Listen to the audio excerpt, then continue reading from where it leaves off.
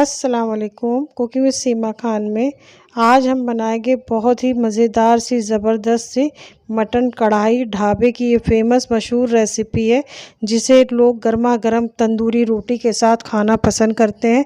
आप इसे गर्मा गर्म फुलके या रोटी के साथ भी बना के खाएं, ये बहुत ही लाजवाब बनती है। रेसिपी स्टार्ट करने से पहले मेरी रिक्वेस्ट है, जिन्होंने चैनल को अभी तक नहीं सब्सक्राइब किया है वो सब्सक्राइब कर लें ताकि आने वाली मेरी हर आसान सी रेसिपी की जानकारी आपको पहले मिल जाया करे। रेसिपी बनाना शुरू करते हैं। बिस्मिल्लाहिर्रहमानिर्रहीम। गैस पे हमने एक कढ़ाई रख दी है, इसमें हमने पौना कप मस्टर्ड ऑयल डाल दिया है। जब तेल अच्छी तरीके से गर्म हो जाए तो इसमें हमने आधा किलो बकरे का गोश्त डाल देना है। अब गोश्त डाल के इसे हमें 4 से 5 मिनट तक अच्छी तरीके से फ्राई करना है कि गोश्त का कलर चेंज हो जाए। अगर आप मस्टर्ड ऑयल का इस्तेमाल नहीं करना चाहते तो आप जो भी कुकिंग ऑयल खाते हैं उसका इस्तेमाल कर लें, लेकिन मस्टर्ड ऑयल में बहुत ही मज़े की कढ़ाई बनके तैयार होती है। आप चाहे तो इस गोश्त को कुकर में भी गला सकते हैं और उसके बाद कढ़ाई में पलट लें, लेकिन हम बिल्कुल इसे ढाबे के स्टाइल में बना के तैयार करेंगे।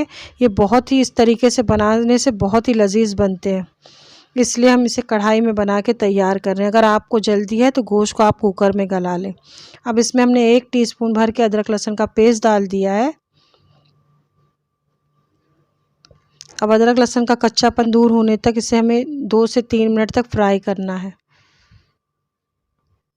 अब अदरक लहसुन का कच्चापन दूर हो गया है तो इसमें हमने 2 मीडियम साइज़ की प्याज को पतला पतला स्लाइस में काट के डाल दिया है और इसमें हमने 3 मीडियम साइज़ के टमाटर का छिलका उतार लिया है, इसे काट के डाल दिया है। ये पाव किलो के इतने टमाटर हो गए। आधा किलो गोश्त में हमें पाव किलो टमाटर का इस्तेमाल करना है।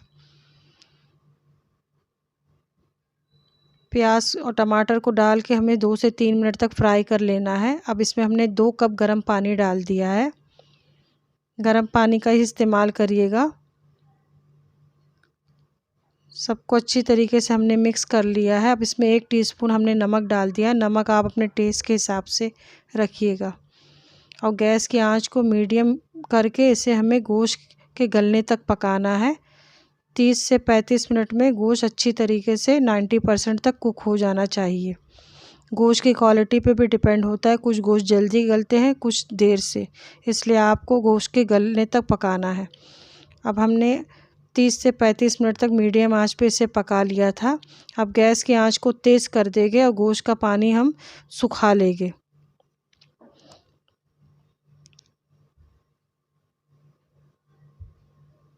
गोश्त को हमने चेक कर लिया है, गोश्त हमारा माशाल्लाह 90% तक गल चुका है।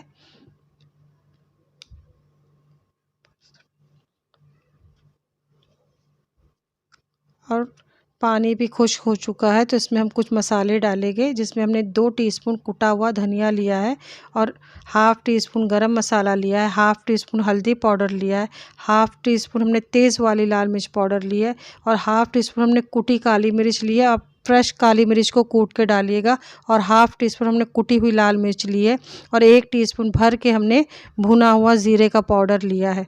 मिर्च आप अपने टेस्ट के हिसाब से कम या ज़्यादा कर सकते हैं, जिस तरीके से आप खाना पसंद करते हैं। अब सबको अच्छी तरीके से हमें मिक्स कर लेना है। अब इसमें हमने 5 हरी मिर्च को मोटा मोटा काट के डाल दिया है। अगर आपको मोटी वाली हरी मिर्च मिलती है तो आप उसे डाल दीजिएगा, उससे भी बहुत अच्छा टेस्ट आता है। अब थोड़ा सा कटा हुआ हरा धनिया डाल के हमें मसालों की अच्छी तरीके से भुनाई करना है। थोड़ा सा धनिया हम अभी डालेंगे, थोड़ा सा धनिया हम बाद में डालेंगे। 2 टेबल स्पून के करीब धनिया हमने अभी डाल दिया है। अब हमने 100 ग्राम दही को अच्छी तरीके से फेंट लिया है, इसे डाल देंगे। दही डालने से पहले आप गैस की आंच को धीमा कर दें और थोड़ा सा कटा हुआ धनिया हमने और डाल दिया है, 1 टेबल स्पून के करीब।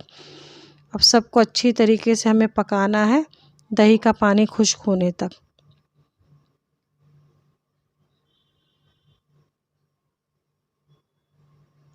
अब दही का पानी खुश्क हो चुका है और मसाला भी हमारा अच्छी तरीके से धीमी आंच पे भून चुका है, तो इसमें हमने 3 से 4 टेबल स्पून फ्रेश क्रीम डाल देना है।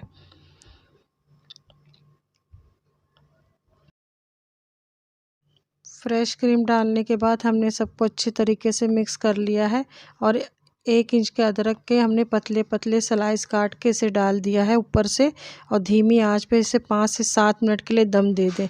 माशाल्लाह हमारी मज़ेदार सी मटन कढ़ाई बनके तैयार है। आप बिल्कुल इसी तरीके से इसे बना के तैयार कीजिएगा, बहुत ही मज़ेदार बनती है। ढाबे पे तो इसे कढ़ाई में ही सर्व किया जाता है इसी तरीके से। इसे आप गर्मा गर्म तंदूरी रोटी या गर्मा गर्म घर की चपाती के साथ खाएं, ये बहुत ही मज़े के बनते हैं। माशाल्लाह गोश्त बहुत अच्छी तरीके से हमारे गल चुका है। गोश्त अच्छा गलाइएगा आप, क्योंकि गोश्त जितना अच्छा गला होगा खाने में कढ़ाई उतनी ही लजीज लगेगी। इस बात का आप ख्याल रखिएगा। मेरी रेसिपी अगर आपको अच्छी लगी हो तो लाइक का बटन दबा दें और जिन्होंने चैनल को अभी तक नहीं सब्सक्राइब किया है वो सब्सक्राइब करें और मेरी रेसिपी को लाइक और शेयर किया करें। फिर मिलते हैं नई रेसिपी के साथ इंशाल्लाह। दुआओं में याद रखिएगा। अल्लाह हाफिज़।